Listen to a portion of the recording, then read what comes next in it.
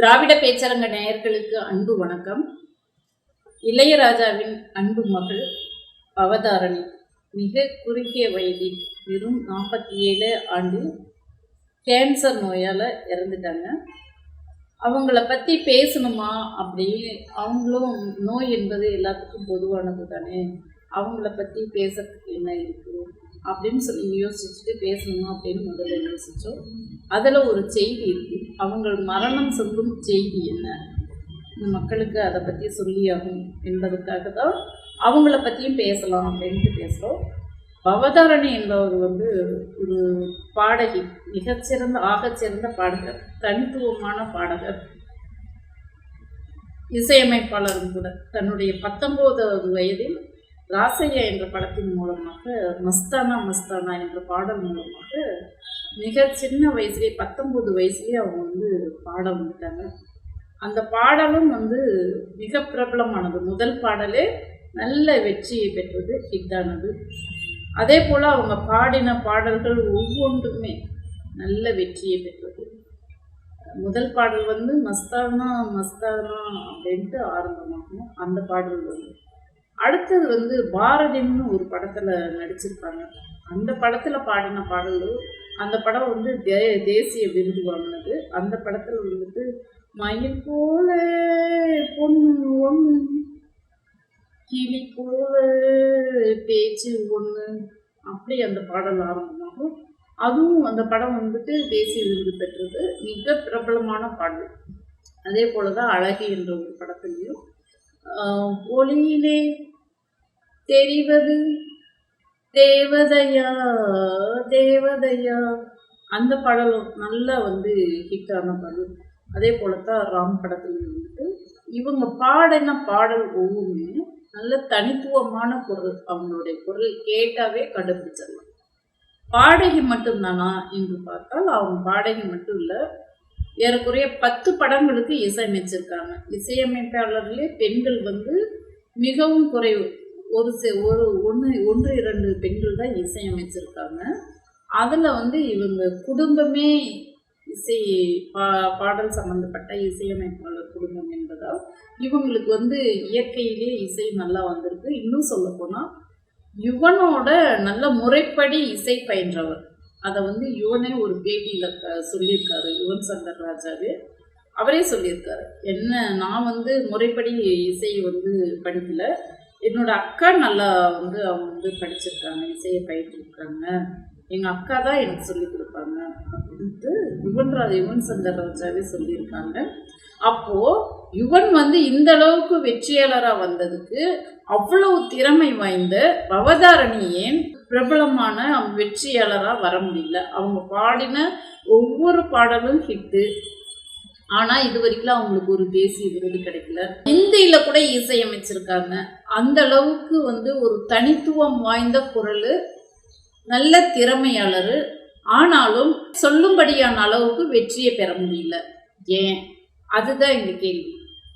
அதுக்கு காரணம் என்னன்னா, அவங்களே ஒரு முறை அவங்களுடைய பேட்டியில் அவதாரணி அவர்களே சொல்லியிருக்காங்க, நான் பெண் என்பதனால் நான் எனக்கு அதிக வாய்ப்பு கிடைக்காம போனதா அப்படின்னு ஒரு சந்தேகம் இருக்குது அப்படின்ட்டு அவங்களே சொல்லி. மன உளைச்சலுக்கும் இந்த நோய்க்கு என்ன சம்பந்தம் என்று பார்த்தால், இந்த அவங்களுடைய வாய்ப்பு மறுக்கப்பட்டதுக்கும் நோய்க்கும் என்ன சம்பந்தம் அப்படின்னு சொல்லி பார்த்தோம்னா, ஒன்று அவங்களே சொல்லிட்டாங்க, நான் பெண் என்பதனால் எனக்கு வாய்ப்பு மறுக்கப்பட்டிருக்கலாம் என்று அவதாரணி அவர்களே சொல்லியிருக்காங்க. இன்னொரு விஷயம், அவங்களுடைய திருமண வாழ்க்கை. அவங்க திருமண வாழ்க்கையில் அவங்களுக்கு 2005ஆம் ஆண்டு திருமணமானது. அப்போ அவங்களுக்கு 47 வயசு. இது வரைக்கும் அவங்களுக்கு குழந்தையே இல்லை. ஒன்று அவங்க எல்லா திறமையும் இருந்து அவங்களுடைய திறமை இந்த சமூகத்தினால அங்கீகரிக்கப்படவில்லை. அது ஒரு மன உளைச்சல். இன்னொன்று அவங்க திருமணமாகி இத்தனை ஆண்டுகளாக அவங்களுக்கு குழந்தை இல்லை. இதனால் அவங்களுக்கு மன உளைச்சல் யாரால் வருது, எப்படி வருது? இதுதான் இது. ஒரு பெண் என்றாலே அவள் குழந்தை பெறுவதன் மூலமாக தான், தாய்மை அடைவதன் மூலமாக தான் முழுமை பெறுகிறாள் என்பது இந்த சமூகத்தின் கண்ணோட்டம். பெரும்பான்மையானவங்க பொதுவாக ஒரு திருமணமானவங்களை பார்த்துட்டாவே ஏதாவது விசேஷம் இருக்கா அப்படின்னு சொல்லி கேட்கறது இந்த நம்ம மக்களோட எதிர்பார்ப்பு. இந்த கேள்விதான் அவங்கள வந்து இது மன உளைச்சலுக்கு ஆளாகி இருக்கு. தன்னுடைய அந்த மன வருத்தத்தை வெளியில யாருக்கிட்டையும் சொல்ல முடியும். எவ்வளவு பெரிய புகழின் உச்சத்தில் இருந்தாலும் அவங்களுக்கு ஏற்படுற மன உளைச்சலை அவங்களால வெளியே சொல்ல முடியாம உள்ளுக்குள்ளேயே தனக்கு தானே அவங்க வந்து அடக்கி வச்சிருந்துருக்காங்க. மருத்துவர்கள்லாம் சொல்லுவாங்க, கேன்சர் நோய் வருவதற்கு அடிப்படை காரணம் என்ன அப்படின்னு சொல்லி பார்த்தா, மன உளைச்சல். யார் ஒருத்தர் அதிகம் மன உளைச்சல் ஆகுறாங்களோ அதுக்கு அடிப்படையாக இருக்கிறது வந்துட்டு கேன்சர் நோய்க்கு வருவதற்கு அடிப்படையாக இருக்கிறது மன உளைச்சல் தான் அப்படின்ட்டு சொல்கிறாங்க. இப்போது கேன்சர் நோய் என்றாவே அது வந்து பணக்கார நோயின்னுவாங்க. ஏன்னா அதுக்கு வந்து செலவு அதிகமாகும். ஏழைங்களால் செலவு செய்து அதை வந்து அவங்களால ட்ரீட்மெண்ட் பண்ணிக்க முடியாது அப்படின்னு சொல்லிட்டு கேன்சர் நோய் என்றாலே பணக்கார நோயின்னுவாங்க. சரி, இவங்க பொருளாதாரத்தில் பலகீனமானவங்களா?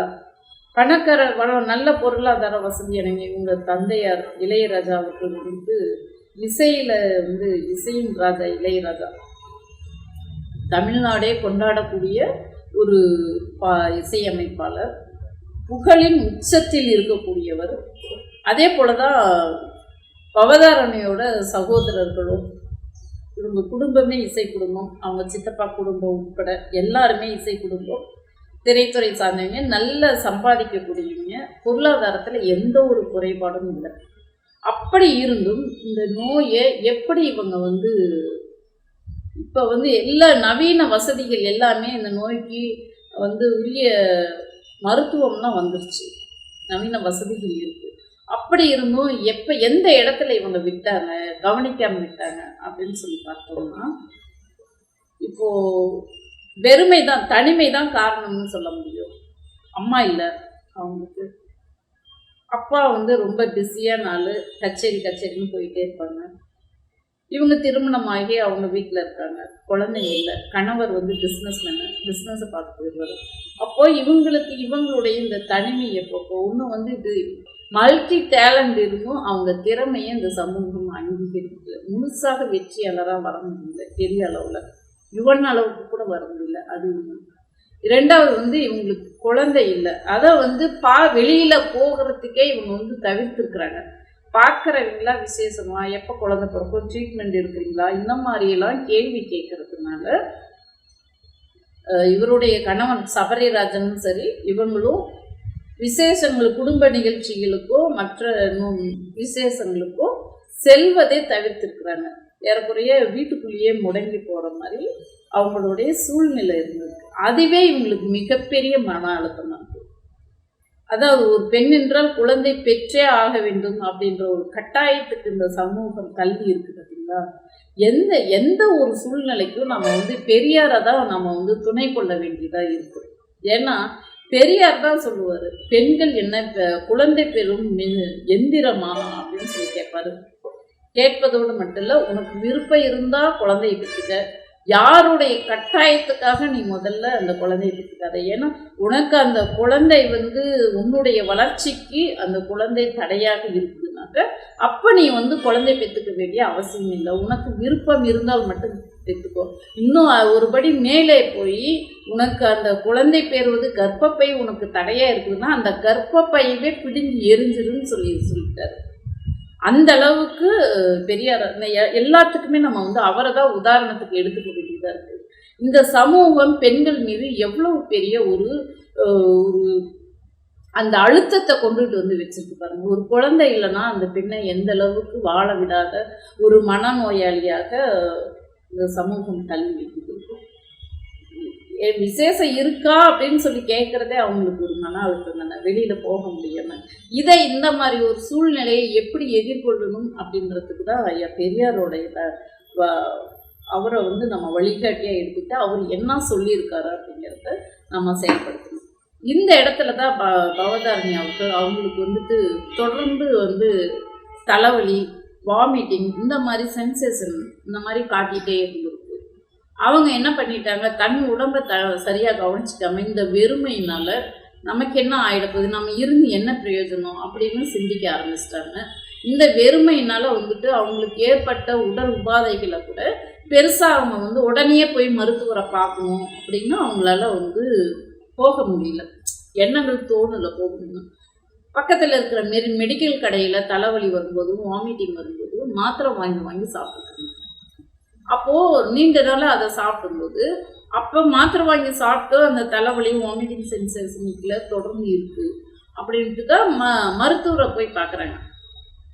மருத்துவர் போய் பார்க்கும்போது மருத்துவர் வந்து கணையத்தில் ஒரு கல் இருக்குது, அந்த கல்லை வந்து மாத்திரை மருந்து மூலமாகவே சரி பண்ணிடலாம், இந்த கல்லை ரிமூவ் பண்ணிட்டாக்க சரியாக போயிடும் அப்படின்னு சொல்லியிருக்காங்க. அந்த கல் எடுக்கிறதுக்கு மெடிசன் கொடுத்துருக்காரு, மருத்துவம் பார்த்துருக்காரு மருத்துவர். ஆனாலும் அவங்களுடைய பிரச்சனை சால்வ் ஆகலை. அப்புறமா தான் வந்துட்டு ஸ்கேன் எடுக்கிறதுக்கு முயற்சி பண்ணியிருக்காங்க. ஸ்கேனில் தான் சொல்லியிருக்காங்க இது வந்து கேன்சர் நாள்பட்ட இது வந்துட்டு முத்தின நிலைக்கு வந்துருச்சு. இவ்வளோ ஸ்டெப் பை ஸ்டெப்பாக இவ்வளோ தூரம் தாண்டி போனதுனால முத்தின நிலைக்கு வந்துருச்சு. அப்போது கேன்சர்னு சொல்லிட்டு அது வந்து முத்தின நிலைமைக்கு வந்ததுனால அவங்க உடல் வந்து அந்த ட்ரீட்மெண்ட்டை தாங்கக்கூடிய நிலையில் அவங்க உடல் இல்லை அப்படின்ட்டு தான் அந்த கேன்சர் அப்படின்ற ஒரு செய்தியை அவங்களுக்கு கேன்சர் வந்துருச்சு அப்படின்றத பவதாரணிக்கிட்ட இருந்து மறைச்சிட்டாங்க. யார்? அவருடைய சகோதரர் யுவன் சங்கர் ராஜா தான் அவங்கள வந்து பாதுகாத்துட்டு இருக்காங்க. 2 பேருமே அவங்க சகோதரர்கள் அப்பா எல்லாருமே அன்பாக கவனிக்கக்கூடியவங்க தான் பாதுகாத்துட்டு இருக்காங்க. இந்த கேன்சர் வந்துருச்சுன்றத மறைச்சிருக்காங்க. மறைச்சிட்டு அவங்களுக்குரிய ட்ரீட்மெண்ட் கொடுக்குற வேலையை பார்த்துருக்காங்க. அவங்க உடல் ஒத்துழைக்கல, அதனால தான் ஆயுர்வேதத்தை நாடி போயிருக்காங்க. இப்போ நம்ம என்ன சொல்ல வரோம்னா, இந்த பவதாரணி மரணம் உணர்த்தும் செய்தி என்ன அப்படின்னாக்க, ஒரு நோய் வந்தால் ஒரு தலைவலி, ஒரு நோயோட முதல் அறிகுறி அது முதல்ல தலைவலியாக இருக்கும் அல்லது காய்ச்சல் மூலமாக தான் தன்னுடைய அந்த நோய் வந்து அது வெளிப்படுத்தும்.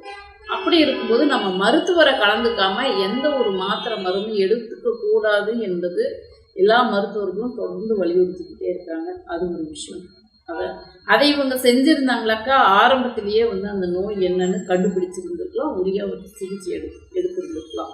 இன்னொன்று அவங்களுடைய மன அழுத்தம் தான் அவங்கள வந்து உடனே மருத்துவரை போய் பார்க்காத அளவுக்கு தடுத்துருக்கு. மன அழுத்தத்துக்கு காரணம் குழந்தையின்மை. அப்போது இந்த சமூகம் வந்து தன்னை மாற்றிக்க வேண்டிய சூழல் இருக்குது. பெண்கள் மீது தொடர்ந்து இந்த சமூகம் வந்து திணிக்கக்கூடிய இந்த விஷயங்கள். பெண் என்றால் குழந்தை பெற்றே ஆக வேண்டும், குழந்தை பிறந்தால் தான் அவள் முழுமை பெறுகிறாள், இந்த மாதிரி ஒரு தோற்றத்தெல்லாம் ஒரு பெண் மேலே கொண்டுட்டு போய் திணிக்கிறதுல, இதுவே ஒரு ஆண் இருக்காங்கன்னா அந்த ஆணை பார்த்து யாருமே கேள்வி கேட்கறதில்ல. உனக்கு குழந்தை இருக்கா, நீ குழந்தை பெற்றாதான் ஆண்களாம் ஆண்மை அடையிற, முழுமையை பெறுற அப்படின்னு சொல்லிட்டு ஆண்களை பெரும்பாலும் கேள்வி கேட்க மாட்டாங்க. கேட்பாங்க, குழந்தை இருக்காப்பா அப்படின்வாங்க, விட்டுருவாங்க. அப்படியே அவங்க வந்து கேட்டாலுமே கூட ஆண்கள் வந்து அதை பெருசாக எடுத்துக்கிறதில்ல, சொல்லிட்டு வந்துடுவாங்க. கொஞ்சம் மனசு ஒருத்தருக்கு அதை வேற வழியில் அவங்க வந்துட்டு அதை எப்படி அதை ஃபேஸ் பண்ணிட்டு வரணுமோ அந்த மாதிரி ஃபேஸ் பண்ணிட்டு வந்துடுவாங்க. ஆனால் பெண்கள் இவங்க வந்துட்டு ஒரு நல்லா படித்த பெண்ணாக இருந்தும், ஒரு நல்ல வளர்ந்த சமூக பொருளாதார நிலையில் உயர்ந்த பெண்ணாக இருந்தும் இவங்க வந்து இந்த விஷயத்தில் கொஞ்சம் வீக்காக இருந்திருக்காங்க. இதுக்கு சமூகமும் ஒரு காரணமாக இருக்குது. இந்த மாற்றத்தெல்லாம் அந்த சமூகம் மாறணும். ஒவ்வொரு பெண்களும் இது இல்லைன்னா என்ன, அடுத்த கட்டத்துக்கு நம்ம வந்து நம்ம மனநிலையை வந்து தயார் பண்ணிக்கணும். நமக்கு எதன் மீது ஆர்வம் இருக்கோ அதன் மீது நம்ம ஆர்வத்தை செலுத்தி மன உளைச்சல்லேருந்து எப்படி வெளியே வரணும், எல்லாத்துக்குமே தந்தை பெரியார் அவர்கள் தான் வழிகாட்டியாக இருக்காரு. ஒரு சாதியை எதிர்த்து, சாதி ஒழிப்பு கொள்கையை எதிர்த்து போராடினவர் மலத்தால் அடி வாங்கியிருக்காரு, ஆசிட்டால் அடி வாங்கியிருக்காரு. அவர் உடம்பு முழுசும் காயங்களாகவே இருக்கும். அப்போது அவ்வளவு அடி திட்டு வாங்கினவர் மன உளைச்சல் ஆகிருக்கு, எனக்கு மன உளைச்சல் ஆகுது, நான் இந்த சமூக மாற்றத்துக்காக நான் போராட மாட்டேன் என்று நினைத்திருந்தால் இன்னைக்கு இவ்வளோ பெரிய ஒரு தலைவர், இவ்வளோ பெரிய ஒரு சித்தாந்தம், இந்த சமூகத்தை மாற்றக்கூடிய சித்தாந்தம் நமக்கு கிடைச்சிருக்குமா அப்படின்ட்டு தான் நம்ம யோசிக்கணும்.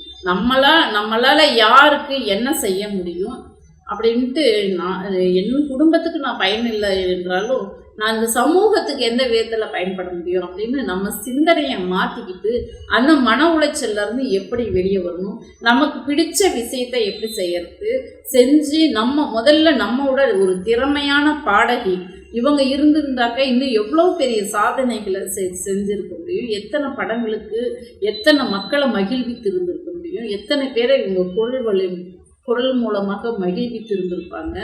அப்படிப்பட்ட ஒரு திறமைசாலிகள் தன்னைத்தானே தற்காத்து கொள்வது மிக மிக அவங்க முக்கியமான ஒன்று. சுவர் இருந்தால் தான் சித்திரம் எழுத முடியும் என்று சொல்வார்கள். அதுபடித்தான் திறமைசாலிகள் தன்னை தற்காத்து கொண்டால்தான் அவங்களுடைய திறமை மற்றவர்களுக்கு பயன்படும் என்று இந்த மரண செய்தி அதைத்தான் உணர்த்துகிறது. மிகவும் வருத்தமான ஒரு செய்தி. நம்ம தமிழ்நாட்டிய உலகையே தன் இசையால் கட்டி போட்ட இளையராஜா அவர்களுடைய மகள் நான் வெறும் 47 வயதில் நம்மை விட்டு காற்றோடு காற்றாக கலந்தார் என்று நினைக்கும்போது மிகவும் வருத்தமாக உள்ளது. இந்த வீடியோவை பார்க்குறவங்க உங்களுடைய கருத்துக்களை பகிர்ந்து நம்ம திராவிட பேச்சரங்க சேனலை சப்ஸ்கிரைப் செய்து ஆதரவு கொடுக்குமாறு அன்போடு கேட்டுக்கொள்கிறேன்.